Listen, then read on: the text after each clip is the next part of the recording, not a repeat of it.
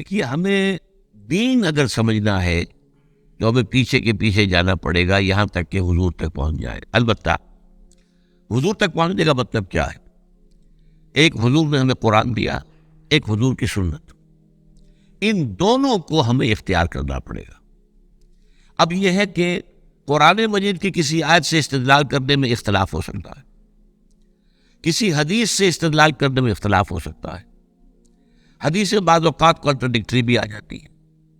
ان کے مابین توافق پیدا کرنا یہ ایک بڑی علمی جدوجہد ہے.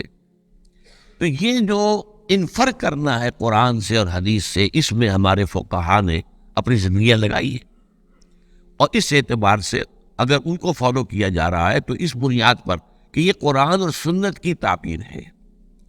لیکن اصل میں ہوا کیا ہے؟ جب ہمارا دور زوال شروع ہوا، امام ابو حنیفہ نے تو یہ کہا تھا کہ اگر کوئی صحیح حدیث تمہیں مل جائے میرے کسی موقف کے خلاف تو میری بات کو اٹھا کے دیوار پر دے مارنا.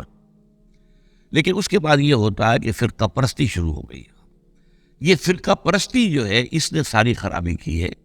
ورنہ ہم یہ سمجھیں، اور میں نے اس کے اوپر جو ہے ایک انٹرویو بھی میں نے حال ہی میں دیا ہے، اور میں نے یہ 20 اگست 1980 کو تقریر کی تھی علماء کنونشن کے اندر، جو ضیاء الحق صاحب کے دور میں علماء کنونشن 2-3 ہوئے تھے. ان میں سے پہلا کنونشن جو تھا اس میں بھی شریک تھا. اس میں میں نے تقریر کی تھی کہ ان فقہی اختلافات کا حل کیا ہے.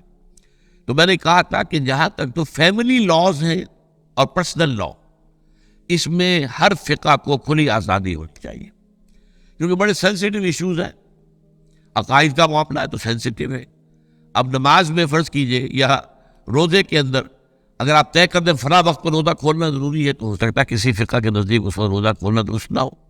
تو ان چیزوں کو تو چھوڑ دیا جائے لوگوں کی فقہوں پر، let them do what they are part to do.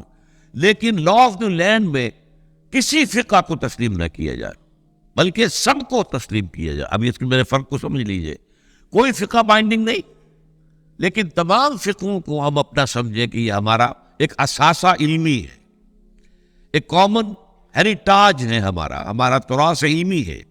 امام ابو حنیفہ نے یہ کہا، مالک نے یہ کہا، شافعی نے یہ کہا، حنبلی نے یہ کہا، امام جعفر صادق نے یہ کہا، امام زید نے یہ کہا، اور حزم نے یہ کہا، اور فلاں نے یہ کہا، عبادیوں نے یہ کہا. یہ گویا کہ ہمارا ایک کامن جو ہے، یہ ہمارا اثاثہ ہے. اس سب کو سامنے رکھ کر آپ ایک نئی قانون سازی کر سکتے ہیں. تو اس حوالے سے یہ، لیکن یہ ہوگا کیسے؟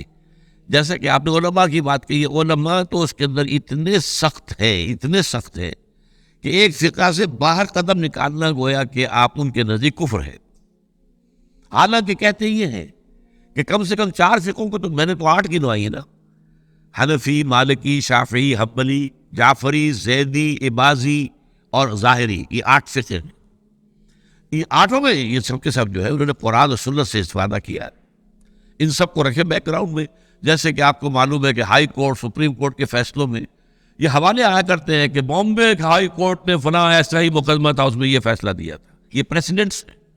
کلکتہ ہائی کورٹ نے یہ کیا تھا، یا یہ انگلستان کی سب سے اونچی جو ہائی کورٹ ہے اس نے یہ فیصلہ دیا. یہ پریسیڈنٹس کے طور پر بطور دلیل اپنے جو وہ ہوتے ہیں فیصلے ان کو کوٹ کیے جاتے ہیں.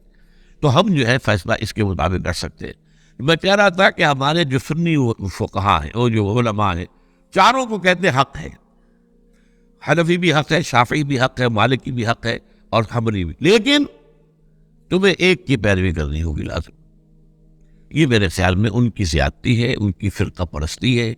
اور اس کی وجہ اصل میں کیا ہے؟ اس میں غلطی ہماری ہے اصل میں، جس کے نتیجہ وہ نکلا ہے. ہم نے نہ دین پڑھنا ہے نہ سیکھنا ہے. ہم نے ایک مولوی کلاس پیدا کر دی ہے، ایک پروفیشن پیدا کر دیا ہے. حالانکہ اسلام میں کوئی مولوی پروفیشن نہیں ہے، اسلام میں کوئی پاپائیت نہیں ہے، اسلام میں کوئی برہمنزم نہیں ہے. یہ نہیں ہے کہ جب تک برہمن نہیں آئے گا شادی نہیں ہو سکتی، جب تک برہمن نہیں آئے گا ارتھی جو ہوتی ہے اس کو آگ نہیں لگائی جاتی ہے، نہیں ہو سکتا. ہمارے یہاں کو برہمنزم نہیں ہے. لیکن چونکہ ہم تو پڑھتے نہیں، ہم نے تو اپنے آپ کو اور طرف لگایا ہوا ہے. تھوڑی سی دینی بنیادی معلومات حاصل ہو، قرآن اور حدیث کا علم کچھ ہو، تو ہر شخص نماز پڑھا سکتا ہے. ہر شخص جو ہے اپنی بیٹی کا نکاح خود پڑھائے، ہر شخص جو ہے وہ اپنے والد کا جنازہ خود پڑھے. تو وہی گویا کہ پروفیشنل ختم ہو جائے گا. تو چونکہ یہاں فرقہ پرستی ہوئی، پروفیشنلزم آیا. پروفیشن میں آپ کو معلوم ہے کہ پروفیشنل جیلسی از دی رول. اس میں تو جو ہے ایک دوسرے سے حسد اور بغض اور ایک دوسرے کے خلاف یہ تو لازم ہے. تو یہ اصل صورتحال بگڑی ہوئی ہے. اس کا علاج یہی ہے کہ آپ کمر ہمت کسے، خود قرآن اور حدیث کو پڑھیں، اللہ کا نام لیں اور کمر کسے. یہی کام ہم نے کیا، میں نے یہی کیا. میرا پیشہ تو نہیں تھا، میں مولوی تو نہیں تھا، میرے پاس کسی مدرسے کی سند تو نہیں ہے. 40 سال میں نے جمعہ پڑھایا ہے الحمدللہ. درس قرآن میں 50 سال سے دے رہا ہوں الحمدللہ. میرے بیٹے اب جمعہ پڑھا رہے ہیں. وہ ایک MBBS ہے ان میں سے، ایک جو ہے MA فلاسفی ہے، ایک جو ہے وہ ڈاکٹریٹ کے کورسز ہم نے مکمل کر رکھے ہیں اکنامکس کے اندر. پڑھا رہے ہیں جمعہ، وہ لوگ کہاں پڑھا رہے ہیں. تو یہ کام کرنا جو ہے اس کی طرف زیادہ توجہ ہونی چاہیے پازیٹیولی.